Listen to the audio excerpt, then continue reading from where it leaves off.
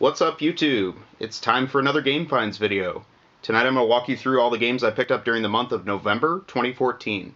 I do want to give a special shout out to all my new subscribers. I definitely picked up a lot of new viewers over the last month, and really looking forward to that. If you guys have any comments about the video, please comment in the field below. I love interacting with you. I'd love to get some more subscribers this month. Share this video with your friends if you can. It'd be great. Definitely want to go over all the things I picked up this month. I had a great month, picked up a lot of games for a lot of different systems. So we're going to start off with Sega systems tonight. The first thing I picked up was a couple games for the Sega CD.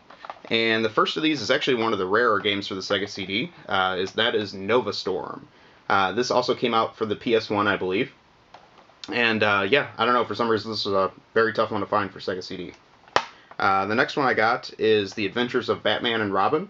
I've heard good things about the driving section of this game, but not so much the platforming part. So I don't know, I'll probably try it out at some point, but not a major priority right now. Next system I got a game for is the Sega Game Gear, and that is a complete in-box copy of Psychic World. This was an upgrade for me from my cart-only copy, and I just picked this up because I hardly ever see Game Gear games for sale complete in box, so thought that was pretty cool to find that in a store. Next system I only picked up one game for as well is the Sega Master System. This is another upgrade for me from a card-only copy, and that is one of my all-time favorites on the Master System. This is Rastan, which is a Taito arcade game. Love this game. It's a great port, and can honestly say this is one of the few Master System games that has good box art on it too, so definitely a cool pickup this month. Next system I'll go over is the Genesis, and most of the games I got for the Genesis this month are cartridge only, but there were some good ones in there. The first one of these is a sports game, and normally I don't pick up sports games, but this was one that is a little bit special, and that is John Madden Football Championship Edition. What makes this one unique is this was actually a rental store exclusive, and this is actually a very rare cartridge to find. Definitely a neat pickup because they priced it just like the regular version, so one you don't see very much, but pretty cool to get that. Next one is Master of Monsters. And I believe this is the second to last game I need by Renovation. One of my favorite publishers on the Genesis, so definitely a cool pickup there. Next one I got in a trade from my friend Bob, and that is Michael Jackson's Moonwalker. It's kind of an infamous game for the Genesis, but yeah, definitely a cool pickup there. Next one is another first-party Sega game, and that is Toxic Crusaders. Don't know a whole lot about that one. Next I got just another all-time classic of the Genesis. I'm kind of surprised I didn't own it, but that is Shining Force, the original. So I think that pretty much completes my Shining Force set, actually. And then finally, for the Genesis, I got a boxed copy of Warrior of Rome. Turns out I already had this complete, which I'd forgotten about, so like this is a dupe if anybody needs it. Just let me know in the comments. I got one more thing for the Genesis, and this is kind of a unique thing that I'd never seen before. Most of you have a Sega first-party 6-button controller, I'm sure, if you play the Genesis. And when those came out, they came in a red box, just like the Genesis 2 system. So every time I've seen one of those in the box, it's always been in that red box. Well, I found this month, and I've never seen this before. It's just a variant of the packaging. It's the same exact controller. It is a first-party Sega controller, but it's in this crazy black and steel box, which has the original manual, instruction card, all that kind of stuff. Or warranty card, I should say. And I don't know, I just never seen it before, so I thought it was a pretty cool pickup. I don't know if it's really worth much money, but I think if you're a Sega collector, this has got to be a pretty unique item to own. So if you know what the story is about this, shoot me a comment. I'd love to hear like why it has this box packaging variant. Maybe it was Canada, I don't know. But yeah, kind of cool to see this. Next Sega system I'm going to go over is the Saturn, and I have been collecting the Saturn pretty heavily over the last few months. I do hope to get all the Saturn games. I've got about 75 more I need, so definitely trying to close that gap here pretty soon. First one of these I got for the Saturn is Virtua Fighter. And I passed this game over in stores several times because I always thought that there was a long box version of this game, but there's not. This actually is a jewel case only game. So it is complete. It has the instructions in there and everything, but for some reason this game didn't get a full long box release. So this is as good as it gets for the original Virtua Fighter. But cool to pick that up. Next one is going to my long box games now, is a complete copy of Starfighter. And then I have Battle Monsters. which is a 3D fighting game, I believe. Dragonheart Fire and Steel, based on the movie. Space Hulk Vengeance of the Blood Angels. We have Daytona USA Championship Circuit Edition. World Cup Golf Professional Edition. One of the light gun games for the system, and that is Area 51, based on the arcade game. World Series Baseball 2. This next one's pretty cool. This is the full long box release of Nights Into Dreams, which is actually the rare version of this game. More commonly, you see this in the Jewel box, and it came in a package with the 3D control pad. Most people have that version of the game. This long box version is actually kind of rare, so it's kind of cool to get that. Next is Black Dawn. Then we have Mortal Kombat 2. NBA Jam Tournament Edition. One of the many ports of Road Rash. And then we have Off-World Interceptor Extreme. I don't know what's going on with that one. One of the first-party Sega games, and that is Hang On GP. And finally for the Saturn, Battle Arena Toshinden URA Ultra Revenge Attack. This is the rarer of the two Battle Arena games for the Saturn, so cool to get that. But yeah, made a decent dent in the Saturn this month, so I'll continue collecting that in the future. But yeah, I'll keep you guys posted on my progress. Next system I'm going to cover is one that I don't even own yet, and I'm sure I'll be picking one up very soon. But I'm starting to notice like how many good games are in that library that are exclusive to it, and that maybe really want to pick up some of the games. So the system I'm talking about is the Sony PSP. And the first game I picked up for it this month is Steambot Chronicles Battle Tournament, which is a side story game of the Irem Steambot Chronicles game that's also on the PS2. Kind of cool to get this. I actually didn't even know this existed, so I just picked it up. But yeah, I definitely like Irem and Atlas games, so that's a very cool find. This next one is also an Irem game that was published by Atlas, and that is Hammerin' Hero. So if you've ever played the old Irem arcade game Hammer and Harry, this is actually a new and updated version of that game. So very cool to get this, as you can only play this on the PSP, so that's one of the reasons why I had to have it. But yeah, looking forward to getting a PSP and some of the other good games for it too very soon. Next system I'll go over is the TurboGrafx 16, which is a system that I struggle to find games for, but when I do, I love to pick those up. First one of these is Sidearms.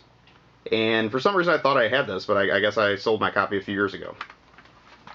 Next one was an upgrade for me. I had a HuCard only version, and now I have it complete, or without the outer box, but mostly complete. And that is R-Type, which is one of the classic shooters for the system. And finally for TurboGrafx, I also picked up the original Bomberman. So very cool to find some Turbo games. Next system I'll go over is the Nintendo GameCube. And I got two games for that this month. First one of these I think is pretty tough to find, and that is Zoid's Battle Legends, which, I don't know, I very rarely see this game. Next one is one of my favorite series, and kind of a rare entry in the series, and that is Bust-A-Move 3000. And I don't really know what the 3000 is all about, but kind of cool to have it on the GameCube. I think it's really just a port of the Super Bust-A-Move games on the PlayStation 2, excuse me. So yeah, kind of neat to get that. Next system I'll go over is the Xbox 360, and I just got two games for that this month as well. First one of those is Front Mission Evolved. I'm a huge Front Mission fan. I haven't tried this one yet. I think it's a little bit different style of game than I'm used to, but still cool that they put something out for in the series in the US, because Front Mission just really hasn't been a big hit here, but it is a neat series. Finally for the 360, I got Konami Classics Volume 1. And this is kind of just a cash-in pack. I mean, they could have done a little bit more effort in this, I think. There is a Volume 2 as well, and probably both of the series games could have fit onto one disc, but whatever. It's Castlevania Symphony of the Night from the PlayStation 1, and also the Japanese Sega Saturn. It has Frogger and then the Super Contra arcade port, which is what I really was wanting this for. So, yeah, kind of a cash-in pack, but whatever. You don't see it too often. Next, I'll show you some games for the original Xbox I picked up. And this first one of these was one I saw on the shelf, and I just said I'd never seen that version of the game before. So this is a exclusive version of Major League Baseball 2K5 for the World Series. Has different cover art, and actually it's kind of cool because it has the game disc, and then it also has a DVD of classic World Series moments. So being a baseball fan, I kind of want to check that out. But got this cheap, and it has a World Series hologram on it and everything, so kind of cool. I don't think they made a whole lot of these. Next game I got is Gauntlet Dark Legacy, and this is actually one of the more expensive games for the Xbox. This next one, I'd never seen this game before either, so that's why I got it, and don't know much about it. It might be a PC port, but that is Arx Fatalis. So, yeah, don't really know much about that one. If you do, you can fill me in. Finally, for the original Xbox, I got the 2 Godzilla games. So I got Godzilla Destroy All Monsters Melee, and then I also got Godzilla Save the Earth. I think this is the rarer of the two, but yeah, cool to get those, especially with Godzilla being a little more popular now. Next system I'll go over is the Wii, and I got a few games for the Wii this month. First one of those is Sengoku Basara Samurai Heroes, which, I don't know, looking at the box, it looks great. I don't know if it holds up, but yeah, kind of an underrated Capcom game, I think. Next game, I had the original game in this series. It was one of the first Wii games I ever bought, but this is the sequel. It's Marble Saga Koro Renpa.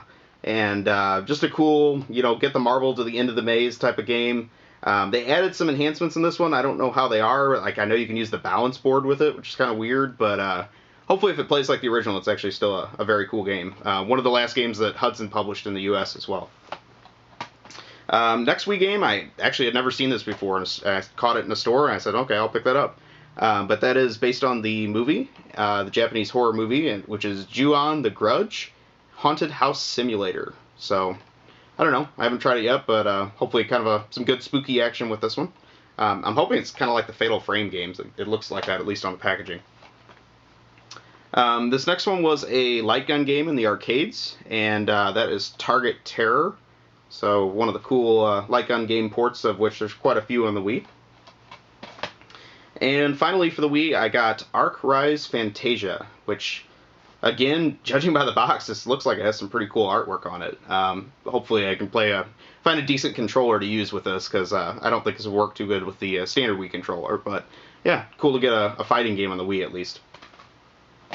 Next system I'll go over is the Super Nintendo. So I actually got one of the games I've been wanting really bad for the Super Nintendo. I had a hard time finding this game locally, and one just jumped up at me this month, and I said, okay, cool.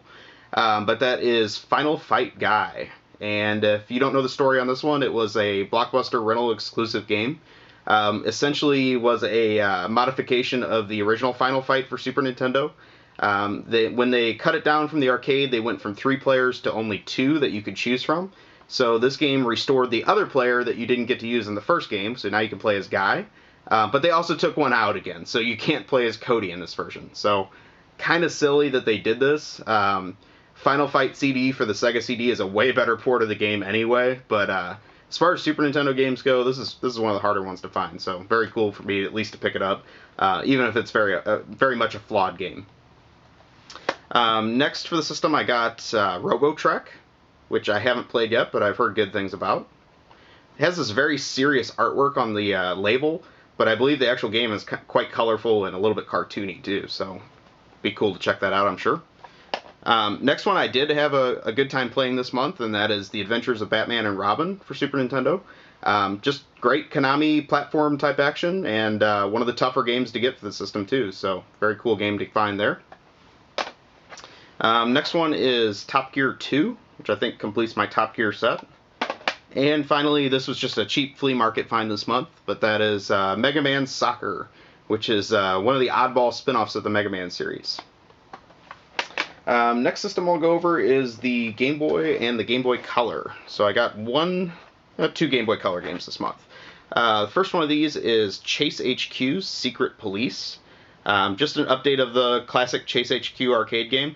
It's decent. I played it for a little while. They tried to go a little too serious with this one, I guess, and went away from some of the arcadey nature. But it's okay. I mean, it was kind of a obscure Game Boy Color game, I think, at least. Next game, I was just told I have to get this game, that it's really good. I haven't played it yet, but that's Metal Walker by Capcom.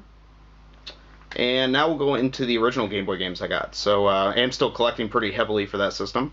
I got Street Fighter 2, which is Super Game Boy compatible. I got quite a few Spider-Man games this month. I got The Amazing Spider-Man, the original one. I got Spider-Man 3. And then I got Spider-Man and the X-Men in Arcade's Revenge.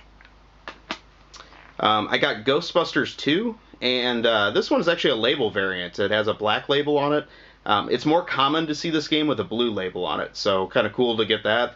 I don't really know why there's two versions in the US of this game, but yeah, for some reason there's a variant on this.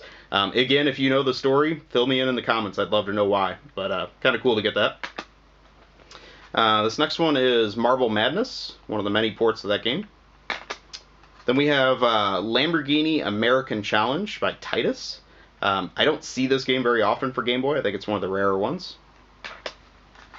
Next is a port of the arcade fighting game Samurai Showdown. This next game, I've been looking for this game for a long time. There's a really hilarious ad for this game in one of the old game magazines, if you collect old game magazines from the early 90s. But that is Fish Dude by Sofel. It's just a harmless Japanese puzzle game, but the advertising for this is hilarious because it was playing up the hip-hop culture at the time and was making Mr. Fish Dude here a real hip kind of guy. So if you ever see that ad, I guarantee you'll laugh at it with the fish with the backwards hat on, and he's kind of rapping and everything in it. So very cool to get this. It's one of the more obscure games for the Game Boy.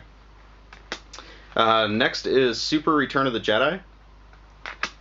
Then we have the original DuckTales. And finally, Tasmania Story. Continuing on with the portables, I got a couple games for Game Boy Advance. I don't usually buy Game Boy Advance games when they're loose. I like to have those complete, but this one was so cheap I just wanted to get it. And I do like shooters, so. But that is Gradius Galaxies. And actually, I got kind of hooked on this. It's quite good. So hopefully I can upgrade this to a complete copy at some point. Next for Game Boy Advance, I got a complete Gunstar Superheroes. And then I got some DS games. So I got the legendary Starfy, which there's a lot of games in the series in Japan that never made it here. I think this is the first one that Nintendo did bring over, but just one of their character action games. It's pretty cool. This next one, I didn't know this existed. I just saw it in a store, but that is Dungeon Explorer Warriors of Ancient Arts, which, again, one of the last Hudson Soft games that was published here. I do like the Dungeon Explorer series. There's some older one of those on TurboGrafx and Sega CD that are pretty cool games. But haven't played this one. They're kind of Gauntlet-style games if it's like the original ones. Finally, for DS, I got a complete copy of Shin Megami Tensei Strange Journey. And this comes with a CD, and it's in like a cardboard box and everything in addition to it, too. So kind of a cool limited package for that one. Next, I'll go over some games for the PS2. First one of these is Samurai Showdown Anthology, which has the first 5 Samurai Showdown games on it, as well as Samurai Showdown 6, which you can only get on this compilation, which is kind of cool. Next is King of Route 66, which is the sequel to 18-wheeler American Pro Trucker, one of Sega's arcade games that was very popular in truck stops. Next is another SNK fighter, King of Fighters 98, The Ultimate Match, which is kind of a remix of the original King of Fighters 98 game. Next is Way of the Samurai 2. Next one is Obscure, which this game is somewhat obscure. Next one I've heard really good things about. I had a hard time finding this game, and that is Rad, which is Robot Alchemic Drive. Kind of a cool Enix mech game. This next game is one of my all-time favorites. I just didn't have the US version of it. I've had a Japanese Dreamcast version of it since it came out, but that is Rez. And I can't recommend this game enough. I mean, just crank the stereo up and play this game. It'll suck you in. It's short. You can play the whole game in one sitting, but it's really, really fun. Just a great music action game. And finally, for the PS2, I got, I'll probably butcher the pronunciation of this one, R. Tonolico 2? Melody of Metaphalica? Yeah, I don't know. Well, something like that. Pretty uncommon game for the PS2, though. And finally, for the night, I'm going to go over some games for the original PlayStation. Got a pretty decent stack for that this month too. So first one of these is an import game. This is one I've wanted for a long time. This is a port of a obscure arcade puzzle game, and this is known as Battle Balls in the U.S. But it's a Seibu Kaihatsu puzzle game. It's just a, I don't know, like ball rolling game that's kind of hard to describe. But yeah, kind of a very cool game to find on the original PlayStation. This did not get a U.S. release. Next game, I saw it in a store. I'd never seen this game before, so I had to get it. But that is K1 Grand Prix, which I think is a pretty obscure Jaleco game for the PS1. Next is a game I've been wanting for a really long time, and had a hard time getting a complete copy, but now I have it, and that is Konami Arcade Classics. Unfortunately, I played all 10 games on this compilation this month, and most of them are pretty lousy. Puyan still stands up, and probably the best game on the compilation is Circus Charlie. So overall, though, most of these early Konami games, they could have gone a little deeper into their catalog, I think, because these aren't very good. Next one is Pocket Fighter, which I've owned this game before. Just for some reason I sold it. Now I have it back. Then we have another Jaleco game, and that is Speed Racer, so based on the classic series. This next one's one of the rarest games on PS1, in my opinion. I barely ever see this game, and that is Pink Panther Pinkadelic Pursuit. This was a very late release game. I don't think it was full budget, but it was at least a lesser priced game. Next one's one that I've been wanting for a long time as well, and that is R-Type Delta, which is, I think it was the final game in that series for the PS1, but first time they released a 3D shooter for it. Next one I got is a sealed copy of One Piece Mansion. So it's kind of a neat late release Capcom game. Then we got Time Crisis Project Titan, one of the GunCon games. I got Treasures of the Deep. Another one that I just don't see often, so that's why I picked it up, and that is F1 Racing Championship. There are actually a ton of F1 games for the PS1, so if you ever do like F1 racing, there's probably about 10 of them for that system. It's kind of crazy. Next one is Load Runner, which is a remix of the classic arcade game. Next one is a really nice complete copy of Ark the Lad Collection, and this is a pretty crazy box. I mean, it's got 6 discs in it, I think. There's a whole bunch of freebies. It's 4 RPGs in one is what it is, but this is one of the final Working Designs games that was put out, and it was the last one for PS1, so very cool to get that finally. And the last thing I got for PS1 this month is a long box version of Skeleton Warriors. I have 2 more things to show you to kind of wrap up the video tonight.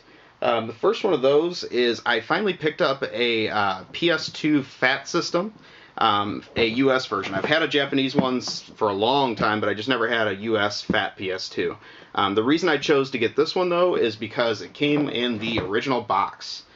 Which is really, so yeah, very neat to get a nice complete PS2 FAT system in the original box. It's a very cool looking box. Something I've always wanted, so it'll look cool on display, I'm sure. The final thing I have to show you guys tonight is my newly modded Top Loader NES, and I can't recommend this mod enough. I had a couple things done to this one. The first thing that was done was a LED mod. They actually installed the LED underneath here, so it shines a nice little purple light on the shelf below whenever it's turned on. It doesn't light up the switch, which actually this looks pretty cool the way it's done. But what's really awesome about this top loader now is it is fully RGB modded. So this will play all my NES games in RGB. They look fantastic. I've never seen NES look this good before.